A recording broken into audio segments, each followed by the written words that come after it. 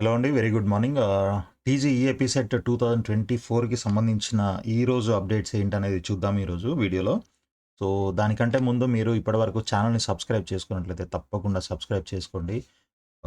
Next మనకి JB institute of engineering and technology నుంచి మనకి బి కేటగిరీకి సంబంధించిన నోటిఫికేషన్ రిలీజ్ చేయడం జరిగింది. సో, ఎవరికైనా ఇంట్రెస్ట్ ఉన్నట్లయితే బి కేటగిరీ జేబీఐటీలో వాళ్ళు ఆహ్, దీనికి jbIET.edu.in అనే వెబ్‌సైట్‌కెళ్ళి మీరు అప్లై చేసుకోవచ్చు. అదేవిధంగా Mahavir institute of science and technology and AR Mahavir engineering college అని ఈ 2 ఒకటే గ్రూప్ అనమాట.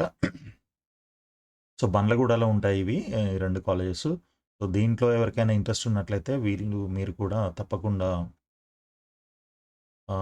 బి కేటగిరీకి అప్లై చేసుకోవచ్చు.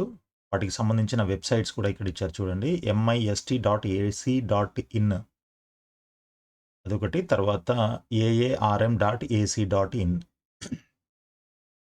2. నెక్స్ట్ మనకి సెకండ్ ఫేజ్ అయిపోయింది. సెకండ్ ఫేజ్ అయిపోయింది. అండ్ ఫైనల్ ఫేజ్ 8థ్ నుంచి స్టార్ట్ అవుతుంది. ఆగస్ట్ 8థ్ నుంచి స్టార్ట్ అవుతుంది. సో, నేనిది ప్రతి వీడియోలోనూ చెప్తున్నాను. ఇప్పటి వరకు ఎవరైతే అసలు ఫస్ట్ ఫేజ్‌లో గాని, సెకండ్ ఫేజ్‌లో గాని ఇంతవరకు అసలు రిజిస్ట్రేషన్ చేసుకోలేదు, సర్టిఫికేట్ వెరిఫికేషన్ చేయించుకోలేదు అనుకున్న వాళ్ళు, అలాంటి వాళ్ళు ఎవరైనా ఉన్నట్లయితే థర్డ్ ఫేజ్‌లో వాళ్ళు పార్టిసిపేట్ చేయడానికి ఛాన్స్ ఉంది. సో, మీరు 8వ తారీఖు వెబ్‌సైట్‌లో రిజిస్టర్ చేసుకొని ఫీ పేమెంట్ చేసి ఆహ్, ఓసీ, బీసీ వాళ్ళైతే 1200, ఎస్సీ, ఎస్టీ వాళ్ళైతే 600 రూపీస్ పే చేసి మీరు సర్టిఫికేట్ వెరిఫికేషన్ కోసం స్లాట్ బుకింగ్ చేసుకొని 9వ తారీఖు స్లాట్స్ అవైలబుల్‌గా ఉన్నాయి. సో, ఆ 9వ తారీఖు మీరు వెరిఫికేషన్ కంప్లీట్ చేసుకున్నట్లయితే మీకు ఒక లాగిన్ ఐడీ వస్తుంది. సో, ఆ లాగిన్ ఐడీతోని అదే రోజు అంటే 9వ తారీఖు అండ్ 10వ తారీఖు 2 రోజులు మీకు వెబ్ ఆప్షన్స్ ఎక్సర్సైజ్ చేయడానికి 2 డేస్ టైం ఇవ్వడం జరిగిందనమాట. సో, ఎవరికైతే ఇంట్రెస్ట్ ఉందో కొత్తగా దీంట్లో ట్రై చేయాలనుకుంటున్నారో చేయొచ్చు. అండ్ ఆల్రెడీ ఫస్ట్ ఫేజ్‌లో, సెకండ్ ఫేజ్‌లో ట్రై చేసిన వాళ్ళు డైరెక్ట్‌గా థర్డ్ ఫేజ్‌కి లాగిన్ చేసి అంటే మీరు మళ్ళీ రిజిస్ట్రేషను, ఈ స్లాట్ బుకింగు, వెరిఫికేషన్ ఇవన్నీ లేవు. డైరెక్ట్‌గా మీరు వెబ్‌సైట్‌లోకెళ్ళి లాగిన్ చేసుకొని అక్కడ మీరు వెబ్ ఆప్షన్స్ పెట్టుకోవచ్చనమాట. సో, దానికి సంబంధించిన సీట్ అలాట్‌మెంట్ మనకి 13వ తారీఖు వస్తుంది. ఆగస్టు 13వ తారీఖు. దెన్ మనకి సెల్ఫ్ రిపోర్టింగ్ ఎవరికైతే కొత్తగా ఆహ్, మన సీట్ అలాట్‌మెంట్ అయిందో వాళ్ళకి అలాట్‌మెంట్ ఆర్డర్‌లో ఎంత ఫీ పే చేయాలి? ఇన్ కేస్ ఫీజ్ రియంబర్స్‌మెంట్ ఉందా? లేదా? లేకపోతే ఎంత పే చేయాలి? ఉంటే ఎంత పే చేయాలి? ఇలాంటి డీటెయిల్స్ అన్నీ కూడా మీకు అలాట్‌మెంట్ ఆర్డర్‌లో ఉంటాయి. కాలేజీని బట్టి ఆ ఫీజ్ ఉంటుంది. ఫీజు తర్వాత మీ కేటగిరీని బట్టి మీరెంత పే చేయాలనేది కూడా చూపిస్తుంది. సో, ఆ అమౌంట్ పే చేసి ఆన్‌లైన్‌లో పే చేసి ఆన్‌లైన్‌లోనే మీరు సెల్ఫ్ రిపోర్టింగ్ కూడా చేయాలి. దానికి మీకు 13థ్ నుంచి 15థ్ వరకు టైమ్ ఇచ్చారనమాట. సో, అలా చేయని పక్షంలో మీకు ఆ వచ్చిన సీటు క్యాన్సిల్ అయిపోతుందనమాట. ఈ 15థ్ లోపు చేయకపోతే. దెన్ ఇంకా ఫైనల్ ఫేజ్ అయిపోయింది కాబట్టి మీరు reporting at the allotted college అంటే మీరు ఫిజికల్‌గా కాలేజ్‌కి వెళ్లి, కాలేజ్‌లో రిపోర్ట్ చేయాల్సి ఉంటుంది. ఇది ఫైనల్ ఫేజ్ తర్వాత. ఓకే. అదెప్పుడు 16థ్ ఆగస్ట్ టు 17థ్ ఆగస్ట్ అనమాట. 2 డేస్ టైమ్ ఇచ్చారు. మీ కాలేజెస్‌కి మీకు ఫైనల్ ఫేజ్‌లో అది ఫస్ట్ ఫేజ్ గాని, సెకండ్ ఫేజ్ గాని కొంతమంది ఫస్ట్ ఫేజ్‌లో వచ్చింది ఓకే అనుకున్నారు. అక్కడితోని ఆగిపోయారు. సెకండ్ ఫేజ్‌లో మళ్ళీ ఆప్షన్స్ పెట్టలేదు. అండ్ కొంతమందికి సెకండ్ ఫేజ్‌లో మంచి కాలేజ్ వచ్చింది. ఇంకా ఇది నాకు చాలు అనుకున్నారు. వాళ్ళు థర్డ్ ఫేజ్‌కి వెళ్ళదలుచుకోలేదు. అలాంటి వాళ్ళు ప్లస్ ఫైనల్ ఫేజ్‌లో వచ్చిన వాళ్ళు ఎనీ ఫేజ్‌లో మీకు సీటు ఫైనల్ అయింది కదా! కాబట్టి అలాంటి వాళ్ళంతా గూడా మీకు ఫైనల్ అయిన ఇన్‌స్టిట్యూషన్‌కి వెళ్ళి అక్కడ మీరు ఫిజికల్ రిపోర్టింగ్ చేయాల్సి ఉంటుందనమాట. అలా చేయకపోతే ఏది ఈ 2 డేస్‌లో మీరు 16థ్ అండ్ 17థ్ లోపల చేయకపోయినట్లయితే మీ యొక్క సీటు క్యాన్సిల్ చేయబడుతుంది. కాబట్టి ఇది జాగ్రత్తగా గుర్తుపెట్టుకొని మీరు ఆ డేట్స్‌లో అక్కడికి వెళ్ళాల్సి ఉంటుందనమాట. ఓకే. చాలామంది కాలేజెస్ నుంచి స్టూడెంట్స్‌కి, పేరెంట్స్‌కి కాల్ చేసి ఇప్పుడే వచ్చి మీరు జాయిన్ అవ్వండి. లేకపోతే మీ సీట్ క్యాన్సిల్ అవుతుంది అని ఇలా కొన్ని కాల్స్ అయితే వస్తున్నాయని నాకు కూడా కొంతమంది చెప్పారు. బట్ అది సెకండ్ ఫేజ్ తర్వాత వెళ్ళాల్సిన అవసరం లేదు అని మనం ప్రతి వీడియోలో కూడా మాట్లాడుకుంటున్నాము. ఇంతకుముందు షెడ్యూల్ ప్రకారంగా సెకండ్ ఫేజ్ తర్వాత ఫిజికల్ రిపోర్టింగ్ ఉంది అని వచ్చింది. బట్ ఫైనల్ ఫేజ్ అదే సెకండ్ ఫేజ్ అలాట్‌మెంట్ రోజు మనకి ఇంకొక అప్డేట్ వచ్చింది. అదేంటంటే సెకండ్ ఫేజ్ తర్వాత అవసరం లేదు. థర్డ్ ఫేజ్ తర్వాతనే వెళ్ళాలి అని చెప్పేసి మనకి వెబ్‌సైట్‌లో గూడా పెట్టారు గదా! మనకి చూడండి ఇక్కడ. సో, ఇక్కడ స్క్రోల్ అవుతుంది చూడండి. రెడ్ కలర్‌లో మనకి స్క్రోలింగ్ గూడా ఉంది. బిట్వీన్ 16థ్ అండ్ 17థ్‌లో మాత్రమే మీరు కాలేజ్‌కెళ్ళి అక్కడ ఫిజికల్ రిపోర్టింగ్ చేయాలి అని జెప్పేసి మనకి క్లియర్‌గా ఇక్కడ ఇవ్వడం జరిగింది. సో, ఎవరు పానిక్ అవ్వకండి, టెన్షన్ పడకండి. సో, మీకు థర్డ్ ఫేజ్‌లో అంటే సెకండ్ ఫేజ్‌లో ఎలాంటి కాలేజ్ వచ్చిందని కొంతమంది చాలా రకరకాల ప్రాబ్లమ్స్ అయితే ఉన్నాయి.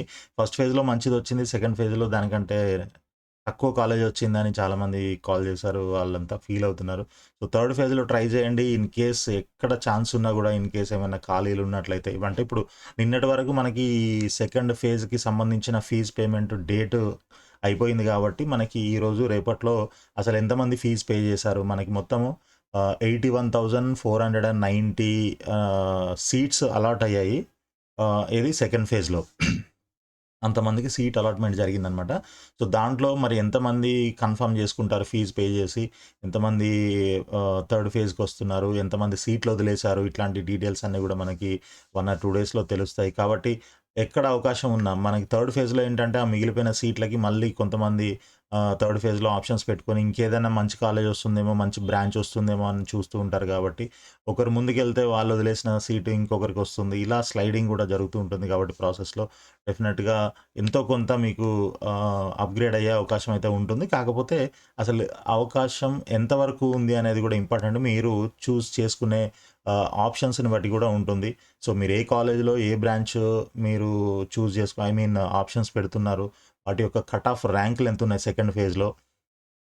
ఆ కట్ ఆఫ్ ర్యాంక్స్ చూసుకునేదే మీ కేటగిరీని బట్టి, మీ జెండర్‌ని బట్టి ఆ కట్ ఆఫ్ ర్యాంక్స్ చూసుకొని దగ్గరగా ఉన్నాయా? ఉంటే మనకొచ్చే అవకాశం ఉందా?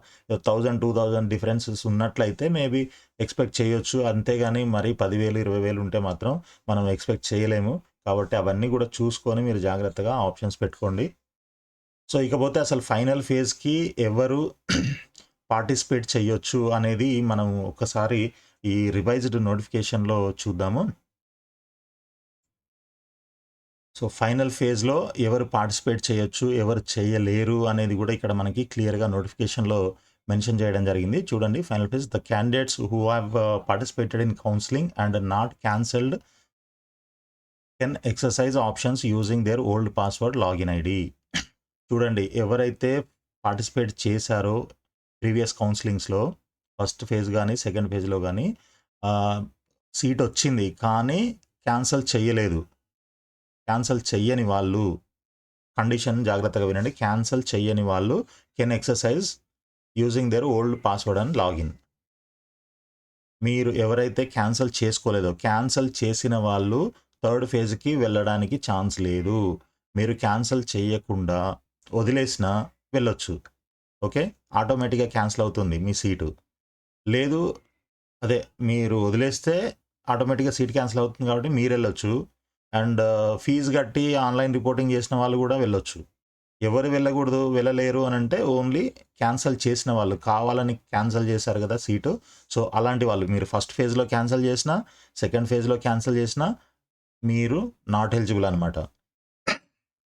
Okay. For the left over seats now available and consequential vacancies that may arise in the process of allotment as per the schedule mentioned above. And it is advised to exercise options for interested colleges only, assuming that vacancies are available in the course of their choice. So, అంటే ఇప్పుడు ఇందాక నేను చెప్పాను గదా! మీకు దేంట్లో vacancies ఉన్నాయి అనేది వదిలేసి సో, ఈ అలాట్‌మెంట్ ప్రాసెస్‌లో కొత్తగా అంటే ఒకరు ముందుకెళ్తే వాళ్ళ సీట్ ఖాళీ అవుతుంది. వాళ్ళకి వెనకాల వచ్చే వాళ్ళకి మళ్ళీ ఆ సీటు అవైలబుల్ ఉంటుందని చెప్పాను కదా! సో, అదే పాయింట్ ఇక్కడ మెన్షన్ చేశారు వాళ్ళు.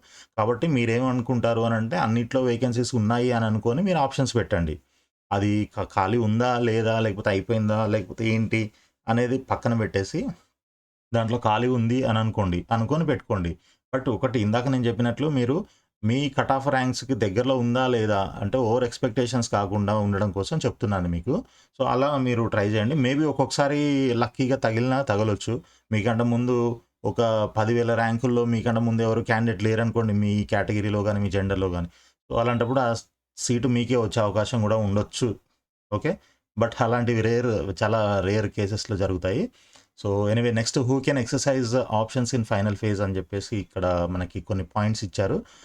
Candidates who have secured seat but not interested to join. ఎవరైతే ఫస్ట్ ఫేజ్లో కానీ సెకండ్ ఫేజ్లో కానీ సీట్ అలాట్ అయిందో బట్ ఇంట్రెస్ట్ లేదు అని వదిలేశారో వాళ్ళు ఫైనల్ ఫేజ్లో పార్టిసిపేట్ చేయొచ్చు.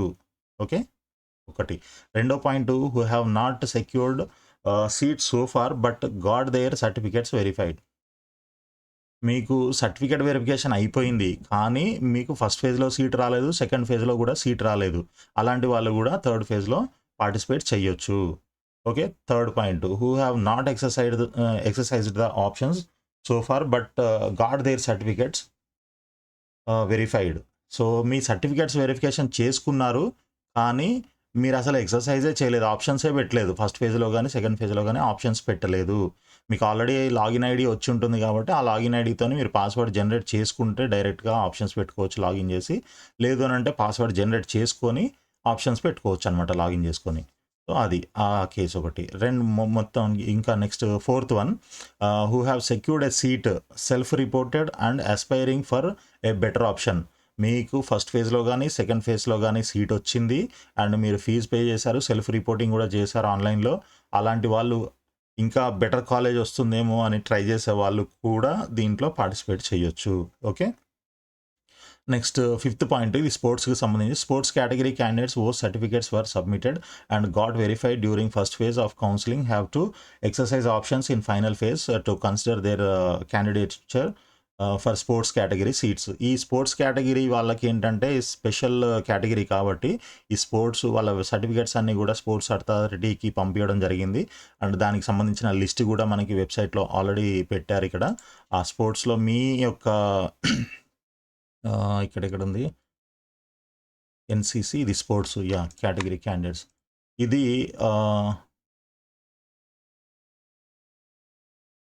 అదే మీ సర్టిఫికేట్స్ ఇక్కడికి పంపడం, స్పోర్ట్స్ అథారిటీకి పంపడం జరిగింది. అక్కడ నుంచి మీ సర్టిఫికేట్స్ కూడా వెరిఫై అయ్యి వచ్చాయి అని చెప్పేసి ఇది ఈ లిస్ట్ కూడా వచ్చిందనమాట. ఈ లిస్ట్లో మీ నేమ్ ఉందా లేదా ఒకసారి చెక్ చేసుకోండి. ఒకవేళ ఈ నాట్ ఎలిజిబుల్ అని ఉంటే ఇంకా మీరు దీంట్లో నాట్ ఎలిజిబుల్ అనమాట. అలా కాకుండా మీకు ఇలా ప్రయారిటీ నెంబర్ ఏదైనా ఉన్నట్లయితే మెరిట్ నెంబరు, సో మీరు ఎలిజిబుల్ అనమాట, చూసుకోండి.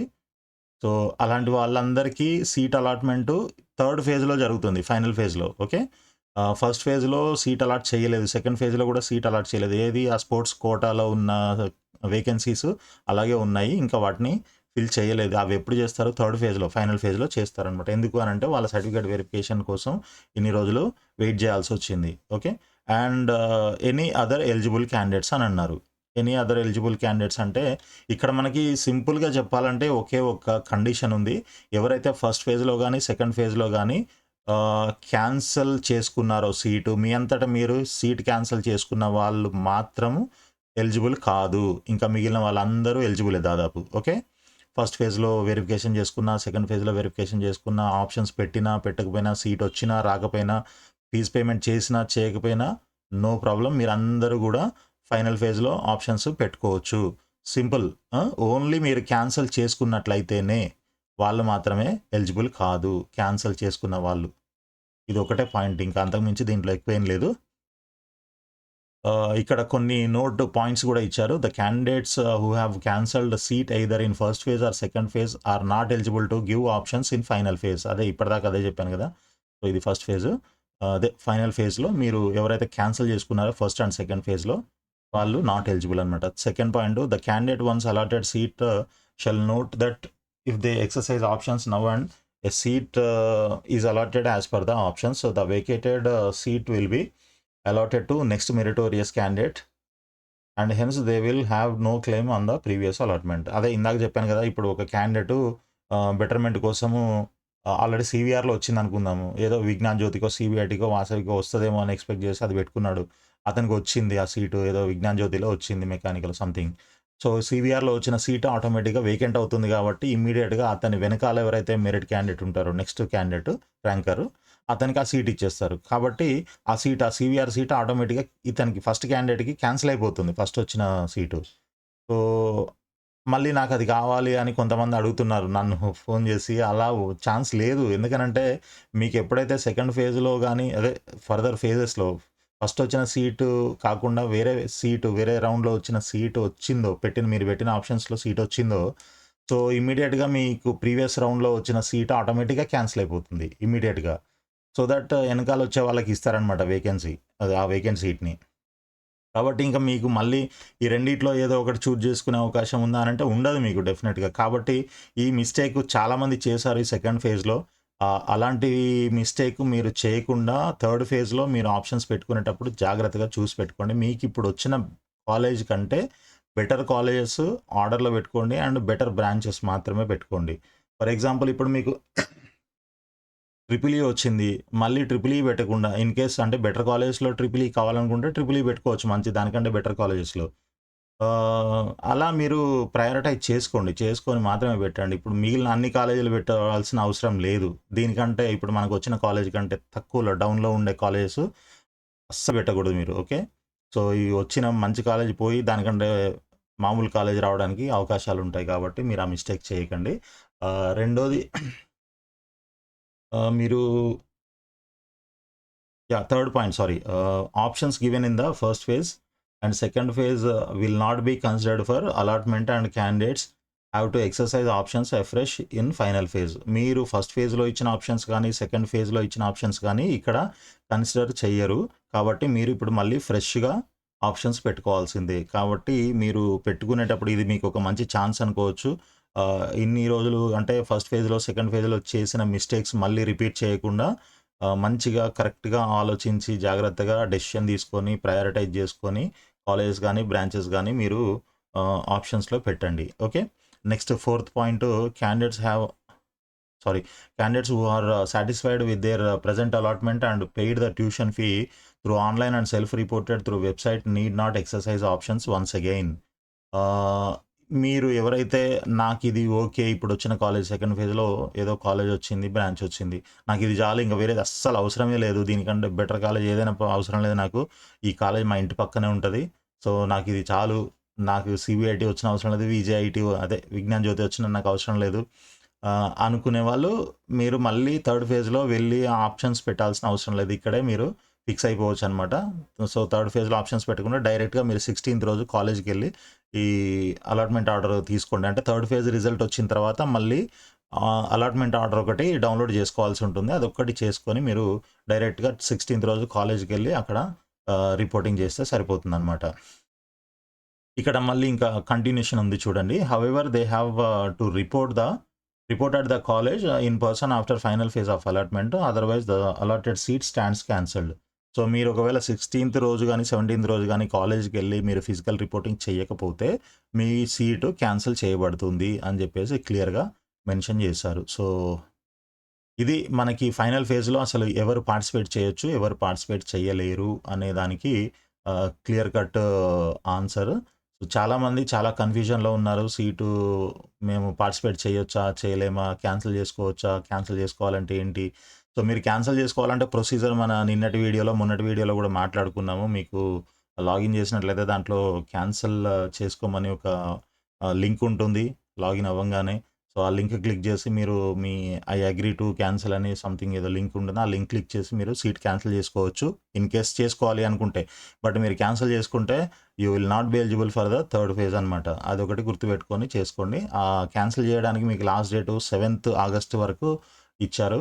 అది మీ అలాట్‌మెంట్ లెటర్‌లో కూడా ఉంటుంది.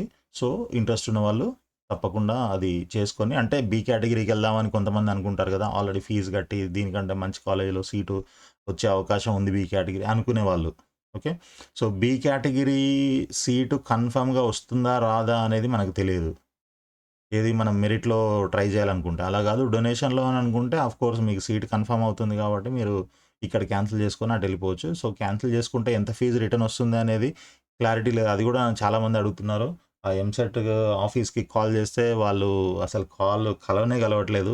ఎవరికైనా కలిస్తే మీరు అడిగి చూడండి. సీట్ క్యాన్సిల్ చేసుకుంటే 7th లోపు క్యాన్సిల్ చేసుకుంటే ఎంత ఫీజు రిటర్న్ వస్తుంది? మొత్తం ఫుల్ 100% వస్తుందా? లేకపోతే ఏమైనా డిడక్ట్ చేసుకుంటారా? లేదంటే 7th తర్వాత అయితే ఎంత రిటర్న్ చేస్తారు? అసలు ఛాన్స్ ఉందా లేదా సెవెంత్ తర్వాత క్యాన్సిల్ చేసుకోవడానికి? సెవెంత్ తర్వాత క్యాన్సిల్ చేస్తే మొత్తం 100% ఫీజు అటే పోతుందా? లేకపోతే ఏమన్నా ఇస్తారా దాంట్లో కొంతైనా మనకి? అనే విషయాలు కనుక్కోండి. మీకు ఎవరికైనా ఆ విషయం తెలిసినట్లయితే కింద మనకి కామెంట్స్‌లో రాయండి.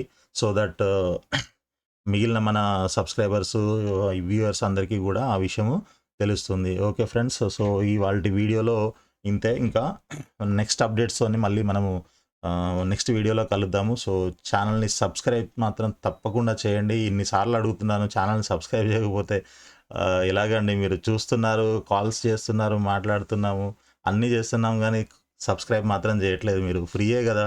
దీనికైతే పెయిడ్ సర్వీస్ గూడా గాదు గదా! ఇది ఫ్రీయే గదా! ఫ్రీ అయినప్పుడు ఒక చిన్న క్లిక్ కొడితే అయిపోతుంది గదా! సో దయచేసి అందరూ సబ్స్క్రైబ్ చేసుకోండి ఫ్రెండ్స్ ప్లీజ్.